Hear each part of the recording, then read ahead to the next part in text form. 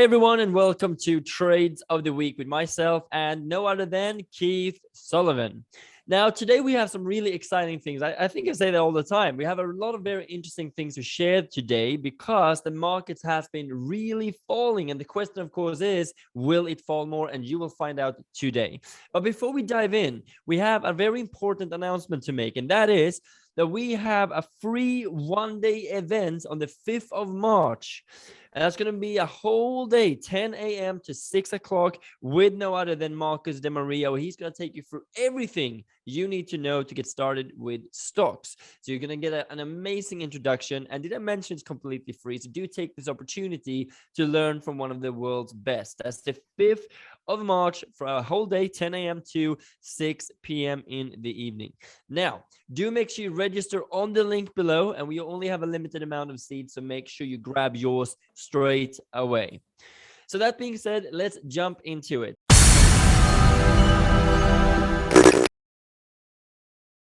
So we are going to cover a little bit here what have happened in the market and some of our previous opportunities here that we're in already. So we're in one called API Group Corporation, that's APG, and we almost went down to our stop loss, not yet, but we are getting close to it. So hopefully the market reverses sooner rather than later on this. But no emotions, Keith. I know you're getting emotional about this, but no emotions. And then we have NW, is it? BY? I always get that wrong. NWBI. Northwest Bank shares, right?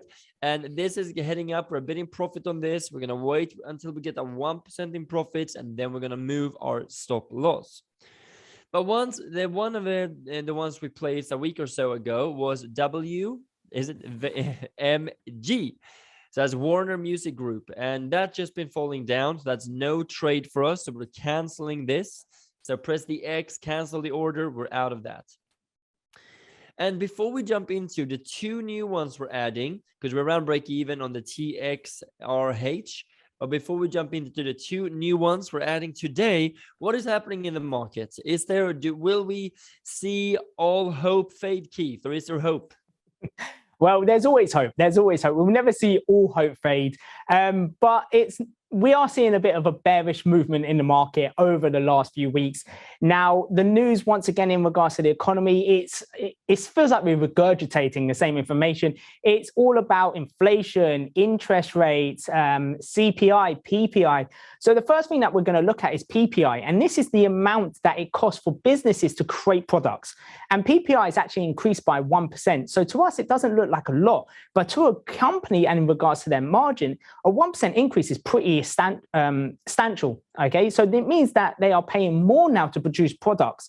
That, alongside the increase in inflation, where it's seeing less people spending money, it's a double-edged sword with them. So they're paying more to create the products, less people are buying, so actually losing double the amount of money. So that's the first thing. So we are starting to see a shrinking economy. The next part of news that has come out is in regards to jobless claims. And we saw an increase in jobless claims over the last few weeks. And this is more down to the construction sector. So in the US, there's been a lot of winter, okay, in regards to temperature. There's been a drop in temperature. So construction jobs have actually been on a standstill for the last few weeks. So more people now are claiming jobless benefits because they can't work. If the construction site's frozen, how are you going to build a house? And we're also seeing a decrease in, the amount of houses and buildings that are being built. And I think it was around 4% that they've seen now in regards to the winter standstill. So that is taking a bit more of an impact on the economy. Now, the last thing that we look at when it comes to the economy is more about the pandemic climbers, so people or jobs that grew during the pandemic. So we saw a lot of tech companies take a massive increase. We saw the likes of Zoom, Spotify, Netflix, Peloton. Now, it's actually coming down to a point that the investors are seeing this type of price movement as circumstantial. Now, what's that mean? It just means the price movement was all dictated by COVID. Peloton grew massively in price because more people were exercising at home, for example. Netflix grew massive in price because more people were watching TV while they were on furlough. So we are now seeing a drop in some of these companies. So why am I telling you this?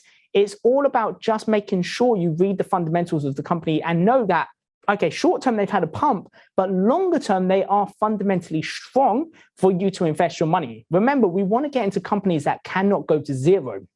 Now, in regards to the overall market, we have seen a bit of pullbacks in a US 100, your S&P 500. Okay, and as Dennis is going to show here, this is your US 100, which is the 100 largest companies in the US. And as you can see, we've now started to have a bit more of a pullback in regards to the overall indice. Now, this is the first indication that we could potentially now see a bearish cycle begin to form. Now, can we dictate how long this is going to be? No. But it's just a great opportunity for us in regards to investments. So as Dennis is drawn on the screen, we have our first higher low, which is now being targeted. So this is the last time buyers came into the market to push up the market. And we are retesting this.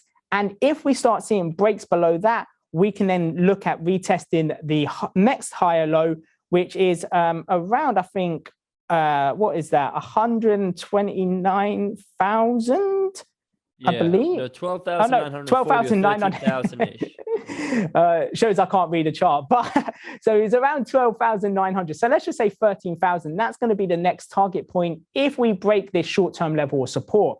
So right now, we're in still the same phase. We've still seen the market being bullish. Yes, a bit more fears coming into the market. We've seen a natural retracement or pullback. Now it's time for us to accumulate our positions when it comes to investing and look at more shorting positions for me personally, rather than my long positions. Yeah. So Dennis, anything to add on that? Yeah, just a couple of things, I think. And number one is exactly like Keith said, right? We're looking at this next region here, and it's just important to follow the strategies. This is why we have strategies, because we don't know where the market's going to go, and no one knows. So, well, unless you have a crystal ball, that is. But I'm not sure ours is not working, I think. But we used a buffalo, as you can see. I'm just gonna show you two opportunities. So we go both long and short. So we make money no matter if the market goes up or down. And we have VCAs that we're investing in longer term, and of course we're investing into different asset classes. So the stock market has been going down, and we are down on the Nasdaq around 18%. But what I do find interesting is if we look at the investor sentiment, is only 20% that are bullish, around 43% super bearish. And we, of course, have the situation with Ukraine and Russia as well. Hopefully, Russia is just flexing their muscles, but we will find out sooner rather than later. But when a lot of people are this bearish, I don't see us going into a bear market when a lot of people are that bearish, but we will see, of course. And we don't live on guesses here. We do follow the strategies, and we, of course, hope you do the same. So looking at this, down 18% is a big correction, and I think we could, of course, see that close to an end. We could fall to the next level of support if this doesn't hold, and that would be a fall of 22%. And a lot of the tech stocks, which we will look at a bit later, has taken quite a hit. And Katie Woods, the founder of ARK Invest, she has been very famous for investing in these growth companies such as Tesla, and I think even in Square, and even in something called the PLTR, Palantir Tech, and a lot of other ones are growth companies. And she says this is just a rough patch, but it doesn't matter. You can watch all over YouTube, and some will say it's going to go up, some will say it's going to go down, depending on the bias they have. And the only solution you have to this is to follow your strategy, okay? Follow a proven strategy that works. Maybe the VCA or Buffalo for stocks.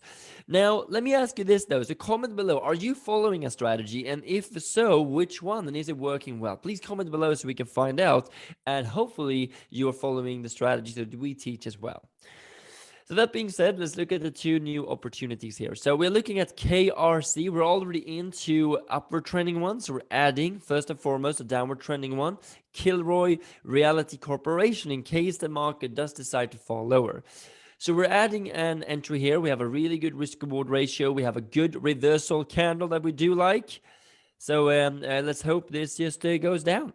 I think that will be the key here. And we have a stop order to make sure it goes with the trend before we enter. The last one is WWD, Woodward Inc. And we have a green candle here. So we do want to wait for a red candle, preferably.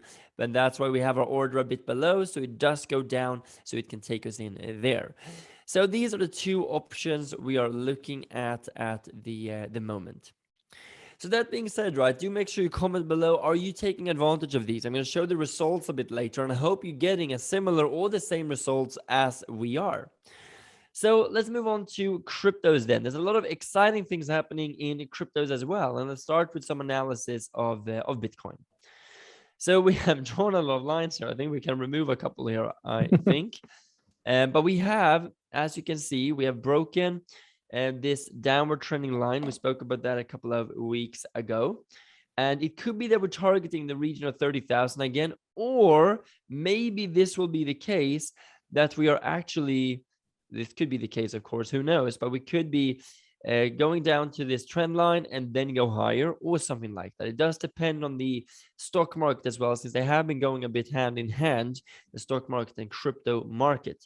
And if this is a big if, of course, but if this level holds, the let's see here if we can find this one. If we can, this level holds here, this could be a higher low, and then we could start creating something like this, because the market doesn't just go straight up. And a bit the same here. Looking at the crypto market, we're seeing extreme fear at the moment, and that usually is a good indication. Like Warren Buffett rightly says, when the market is greedy, you sell, and when it's fearful, you buy. Basically, be greedy, and that's difficult when you have emotions kicking in, which is when a strategy becomes very handy.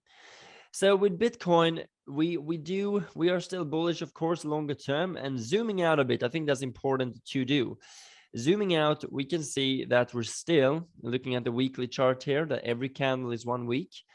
We're still in a bullish phase here, where we're creating higher lows and higher highs, so far at least. So let's see if that continues or if we do break low, but the real region is the 30,000 mark. So no need to panic just yet. And really, frankly speaking, there's no need to panic ever, because we know that if it continues to fall, we have our orders ready.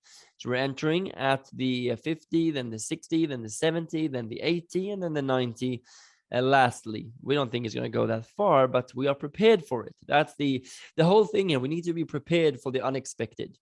But currently, I think it looks pretty good. I do like the fact that we see that the volume is getting lower over here. You see these bars down at the bottom. That's the volume. When that goes lower and the price goes lower, it could indicate that we're running out of sellers to some extent. But let's see what's happening in the market before we go into some opportunities that we're looking at. So what is happening in the market, Keith? We do have a very exciting announcement. I think is just a beginning. Yeah, so one of the biggest pieces of news that has come out was, and I love this announcement because I'm a football fan, it's all about Manchester City, who are looking to get into the Metaverse. Now, why is this so crucial? It's they're basically looking to create a stadium in the Metaverse where you can watch all the Man City games live during virtual reality. So you wear your virtual reality goggles and it's like you're at the game. Now, this is a massive game changer because we've not really seen too many sports clubs doing something like this. And with Man City, one of the biggest teams in the UK, probably I would say one of the biggest teams in Europe, and they are taking this on board. And this could be something that we can see really filter through the whole sports arenas, right? Where you're going to be able to watch the sport while being in the comfort of your home. So it could take the likes of Sky Sports, BT Sports out of the game. And why is this important as well? It's because it gets rid of TV rights and gives the power back to the fans. Okay, so you have the choice to watch the game whenever you want. Whereas right now, TV rights dictate when you can watch a live game, which is unfortunate for the fans. But this is why Metaverse for me is one of the biggest growing areas, because it's giving experiences to people who cannot, number one, go to the experiences or even afford the experiences, but still can actually attend. It could be concerts, it could be live parties, it could be, as say, the sporting events in the comfort of your own home.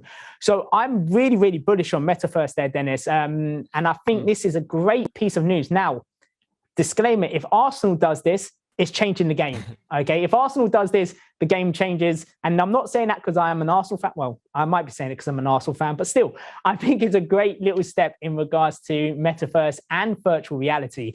But Dennis, anything else on that piece of news? I mean, if I see you, right, if I have my goggles on and I see you walking around in the Metaverse, I'm going to rugby tackle you, Keith. I'm telling you. But that'll be fun. Yeah, it would be right. But I think it's just the beginning, right? It's going to be the future. Let's imagine go grocery shopping. You have your VR glasses on, you pick everything in basket, it comes home. And I think it's just going to happen. And maybe unfortunately, because I think we do still need to exercise and walk out and meet physical people. But let's see where it goes. But it's definitely worth looking at and investing into. And we have positions in a couple of coins actually. In both Mana, for example, we are invested in Mana and we took a lot of profits on this. But if you're not in Mana, this is Decentraland, one of the bigger metaverses. It's down around 60% from the high. It's a great time to start investing. And we do have another one, which is Sandbox as well. So Sandbox also looking to reverse a bit here, but we're in there all the way down to 65% fall. So do make sure you have a look at your positions there as well. But those two are amazing opportunities, and it's so early still.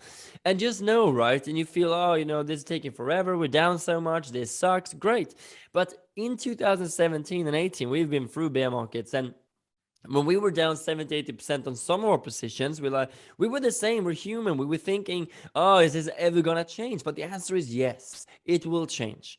And if you would have waited from 2017 to 2021, then you would have been very happy. Those minus 70% turn into profits of 5, 6, 700%, many of them. So be patient. Money will always move from the impatient to the patient, always. So that being said, we're adding another entry on Aave. We were up 68%, but nevertheless, we were not up enough because we're aiming for 100%. So now down 80% so far. And please comment below, right? Well, are you feeling the emotions? Do you need support? It's human to do so. So please comment below and join our community. We have a Facebook group as well. So you can join and share your feelings, and we can all support each other in becoming successful, because you just need that supportive environment as well. So minus 77%, we're adding that. Next up is Kusama, KSM, adding another entry at minus 74. This has really fallen down a lot as well. So this is another one we're looking at. The last one is Arweave. This is Arweave is really the data storage for Solana, for example. So if you believe in Solana, then Arweave could be a good opportunity as well, down at $23 as well.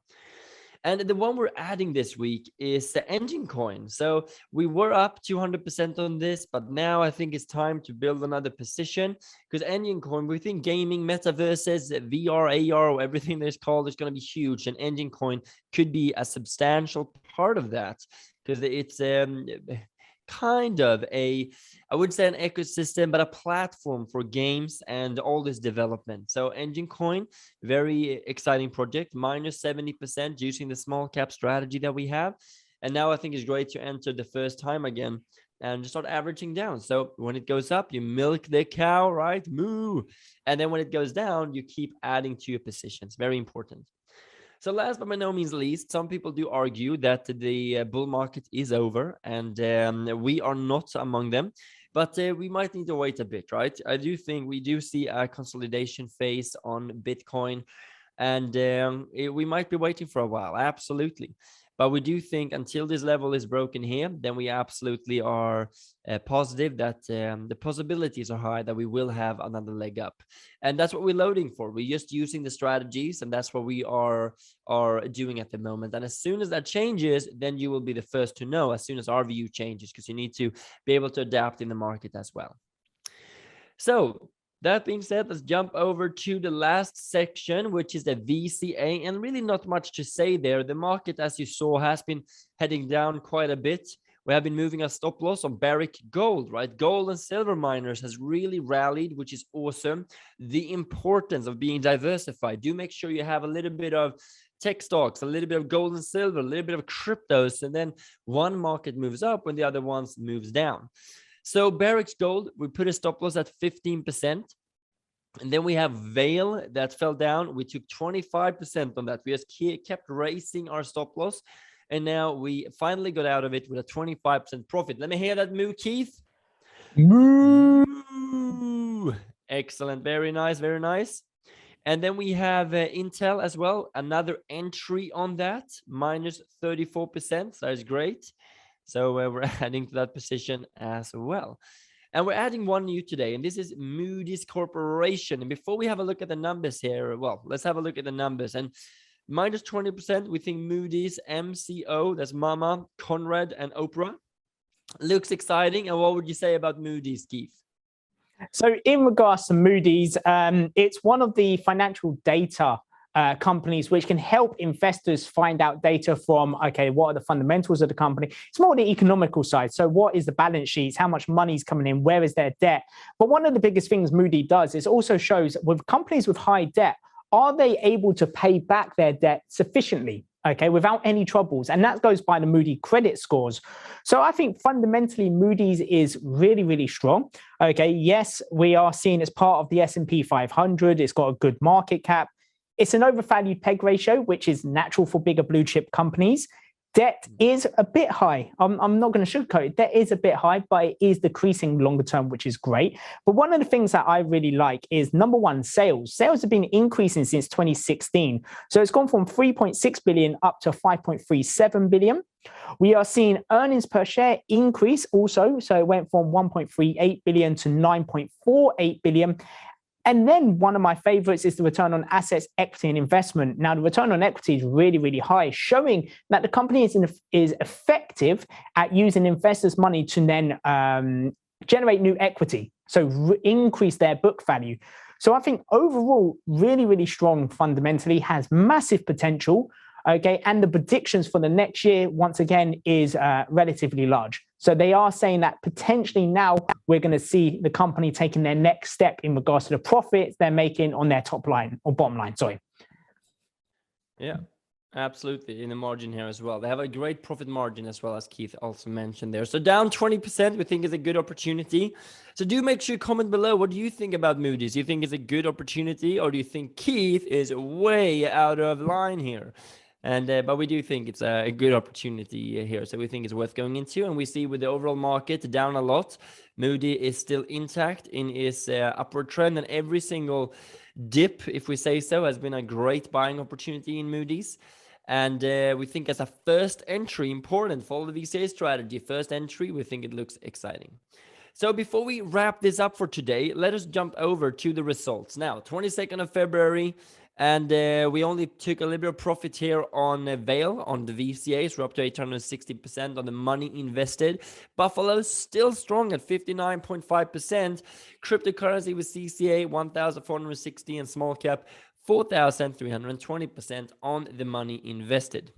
Now, if you would like to learn these strategies, do make sure you attend the one-day seminar we have about the stock market on how you get started. It's going to be the 5th of March, this Saturday, and one day, 10 a.m. to 6 p.m. in the evening is totally free for you. So do make sure you register with the link below if you would like to learn the foundations on how you invest in the stock market.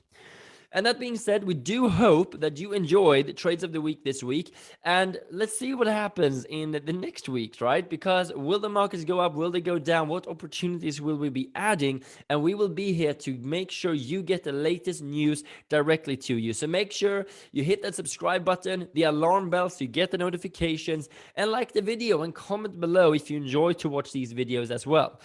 And from myself and Keith, we wish you a wonderful week, and we look forward to seeing you in next Trades of the Week.